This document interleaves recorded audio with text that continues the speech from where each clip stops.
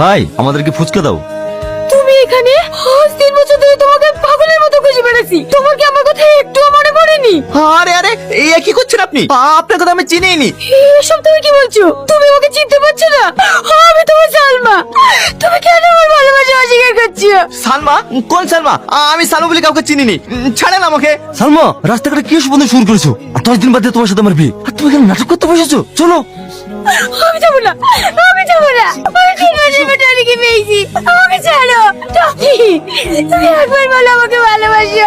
ছি ছি ছি ছি, আমার ভাবতেই ঘৃণা হচ্ছে। তুই আমার মেয়ে হয়ে সামনে একটা ফুচকা লাগে ভালোবাসিস? আঙ্কেল, শুধু তাই নয়, ওই ফুচকালার সঙ্গে যা ব্যবহার করেছে না, আমার ভাবতেই ঘৃণা লাগছে। ওখান থেকে তো আসতে চাইছিল না, আমি জোর করে নিয়ে এসেছি। সালমা, সামাদ কি বলছে? কথার উত্তর দাও।